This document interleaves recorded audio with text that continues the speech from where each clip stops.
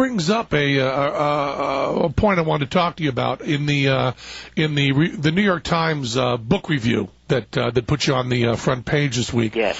The guy had this, what I find, a very smarmy and inexcusable attitude that's kind of like, well, maybe it does some kind of good, and even if it doesn't, you shouldn't be trashing it this hard. But he ends with this quote that I don't remember exactly who it's from. I don't remember it word for word, but essentially that is the glory of God, that he can redeem us even if he doesn't exist. And when I finished reading that quote, I really wanted to hear what you said after he finished saying that. Do you have any comments you'd like to throw on to the end of that review? Yeah, that kind of thing just makes me sick. I mean, it makes me want to throw up. Dan Dennett has quite a good phrase. It's called belief in belief. These people don't actually believe themselves, but they believe in belief.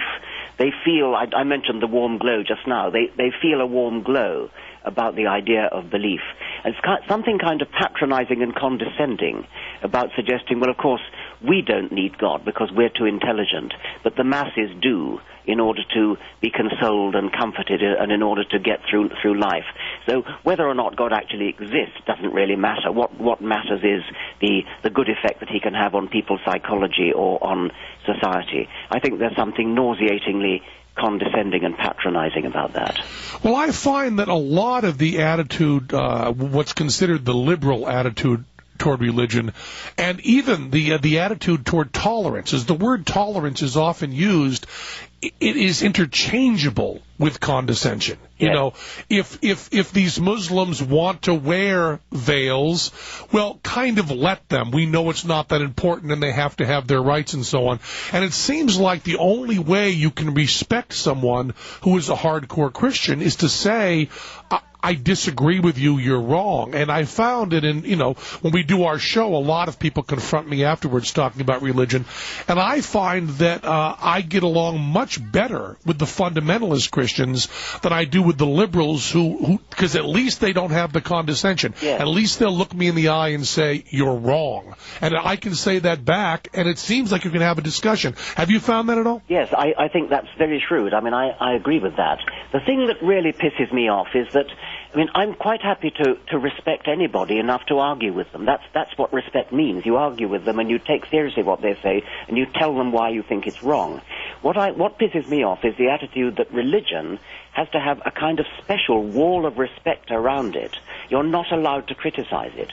They retreat behind a wall of faith and say, oh, you can't penetrate that wall. That's faith. You can criticize my politics. You can criticize my opinion of art or football or anything you like, but you're not allowed to criticize my religion. That's protected holy ground. That's what really pisses me off. And that seems to be more of an attitude of what we'll call the New York Times kind of liberal than it is with your really hardcore religious people. The hardcore religious people will argue with you, whereas there's that wall that's so bothersome there. I want to take a few more calls because there's such great ones coming in. We're just filling up all the lines. Let's talk to Scott. This is Scott. You're talking to Richard Dawkins, sir. Hi, Ben. How you doing? Very well, thanks.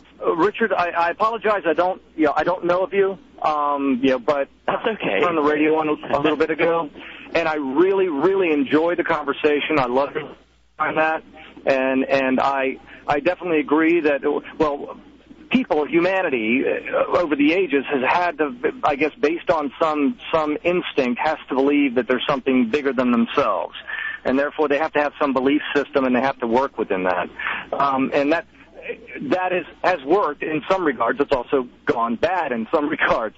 But I'm like you. I agree that people, you have to do good to be good. You do good because it's a character trait. It's something that you should do because it's the right thing to do. But I think Scott, you've already said a couple things that certainly I disagree with, and I'm willing to bet Richard does. Do you have a question you want to bring it around to, or do you want to just jump in now? No, the question is,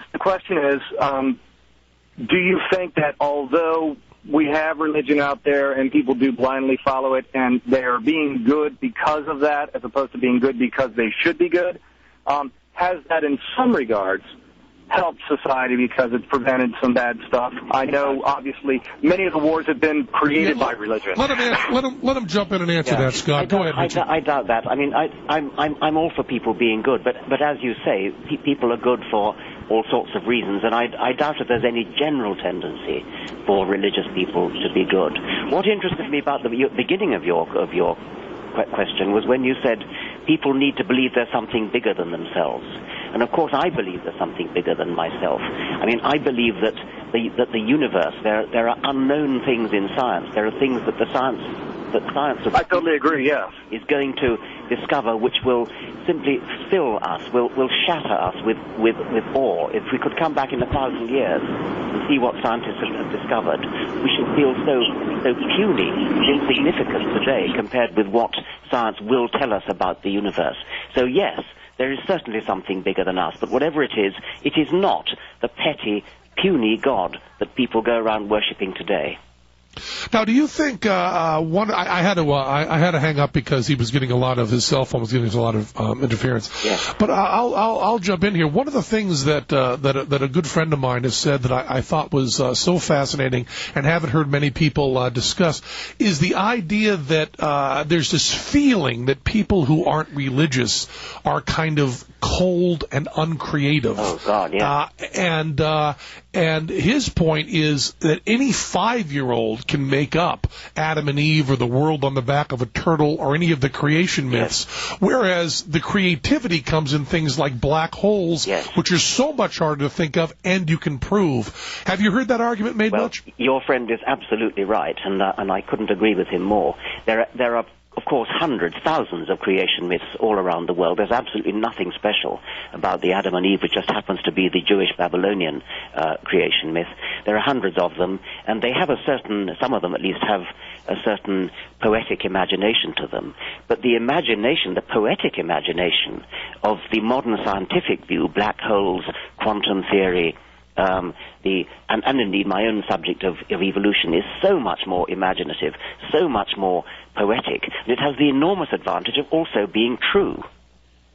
Yeah, I just think that that's the part that there is that feeling that scientists are automatically cold or don't understand art, or that there's something that's lost in your life as soon as you give up, and that's the infuriating one, because your scientists tend to always want to keep things cold and rational during the discussions, and they're right to do that, but what ends up is that the nuts get the credit for having all the passion. Exactly. And that's what always breaks my heart. Yes, me too. I wrote a book called Unweaving the Rainbow about 10 years ago, a bit less, about 8 years ago, which was about that very subject, about the poetry of science. And the Unweaving the Rainbow comes from a line of Keats, who accused Newton, the great Newton, of spoiling the poetry of the rainbow by explaining it. And so for Keats, Newton was a cold, empty-hearted scientist,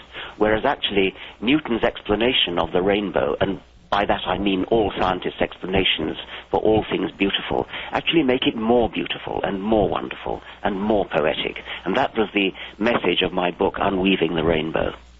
Well, we've got Richard Dawkins here for the full hour. We're going to take a little break now. We'll be back. 866-570-PEN. That's 7366. PenRadio@gmail.com. PenRadio.com. We're going to get to a lot of calls. Thank you, Richard. We'll be back soon.